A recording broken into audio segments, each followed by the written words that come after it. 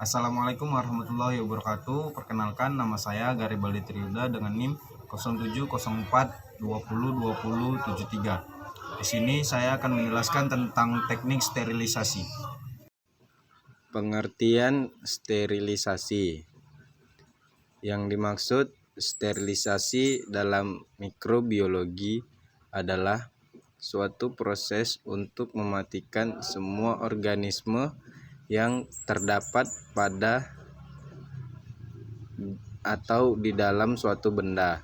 Menurut Irianto 2022, sterilisasi adalah membebaskan tiap benda atau substansi dari semua kehidupan dalam bentuk apapun. Sterilisasi dilakukan bertujuan mendapatkan keadaan steril. Mikroorganisme dapat dimatikan dengan panas atau kalor. Gas-gas seperti formaldehyde, etilenoksida atau beta-priolakton oleh bermacam-macam larutan kimia, oleh sinar lembayung ultra atau sinar gamma. Pada prinsipnya, sterilisasi dapat dilakukan dengan 3 cara, yaitu secara mekanik, fisik, dan kimiawi. Yang pertama yaitu sterilisasi secara mekanik atau filtrasi, yaitu sterilisasi dengan menggunakan suatu saringan yang sangat kecil 0,22 mikron atau 0,45 mikron sehingga tersaring pada saringan tersebut. Proses ini ditunjukkan untuk sterilisasi bahan yang panas, pena panas, misalnya larutan enzim, vitamin, dan antibiotik.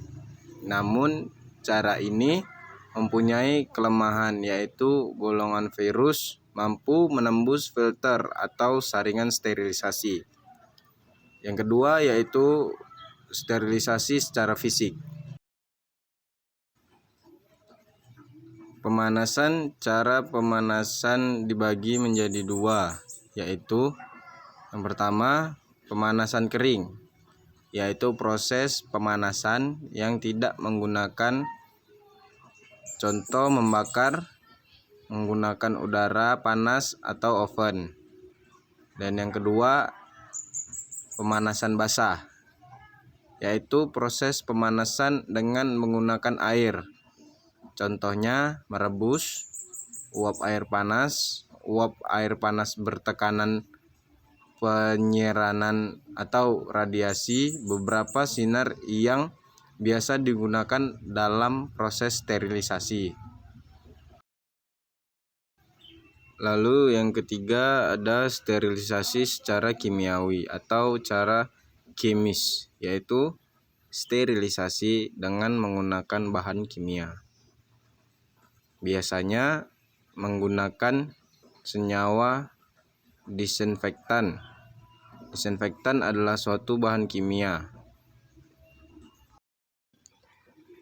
Zat-zat kimia yang bersifat disinfeksi adalah yaitu yang pertama fenol dan derivatnya sebagai disinfektan maupun antiseptik. Dan yang kedua yaitu adalah alkohol. Contohnya yaitu etanol 50-70%. Lalu yang ketiga yaitu ada halogen beserta gugusnya. Contohnya iodin atau menginfeksi kulit sebelum pembedahan. Dan yang kedua yaitu hipoklorit atau sanitasi alat-alat rumah tangga. Dan yang keempat yaitu logam berat, contohnya mikrochrome, mertiolate atau antiseptik. Dan yang kelima yaitu deterjen. Dan yang keenam yaitu aldehid, contohnya formalin. Dan yang ketujuh itu adalah gas sterilisator, digunakan untuk bahan atau alat yang tidak dapat disterilkan dengan panas tinggi atau dengan zat kimia cair. Pada proses ini material disterilisasikan dengan gas etilen oksida pada suhu kamar. Kelebihan gas tersebut adalah daya sterilisasi dan penetrasinya besar, namun kekurangannya adalah bersifat toksik dan mudah meledak. Ada 3 cara utama yang umum dipakai dalam sterilisasi, yaitu penggunaan panas, bahan kimia, dan penyaringan atau filtrasi. Bila panas digunakan bersama-sama dengan uap air, maka disebut sterilisasi panas lembab atau sterilisasi basah.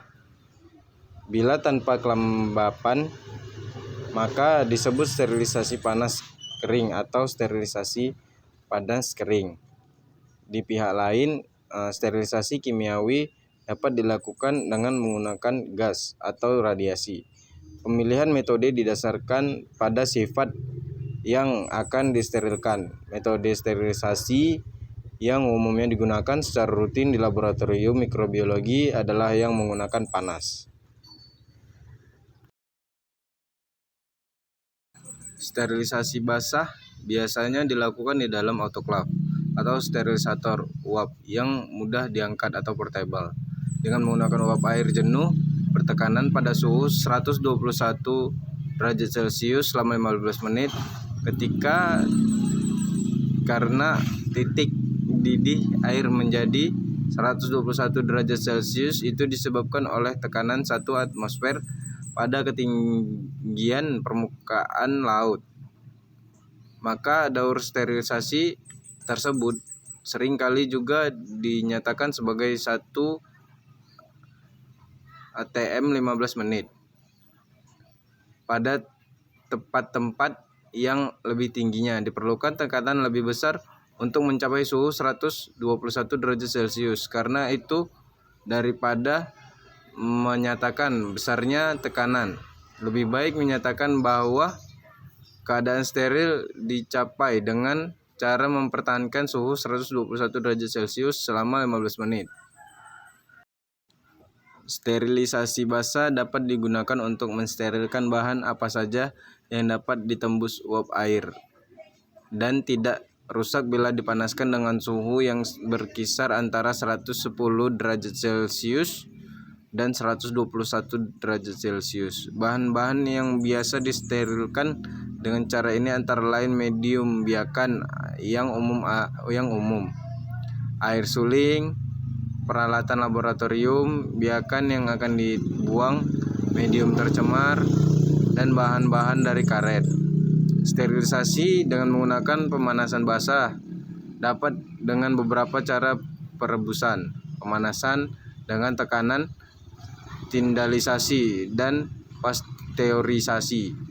Perebusan dalam air mendidih dengan suhu 1000 derajat Celcius selama beberapa menit. Pemanasan dengan tekanan dapat dilakukan dengan menggunakan autoclave untuk membunuh bakteri yang paling tahan panas. Spora yang paling tahan panas akan mati pada suhu 120 derajat Celcius selama 15 menit.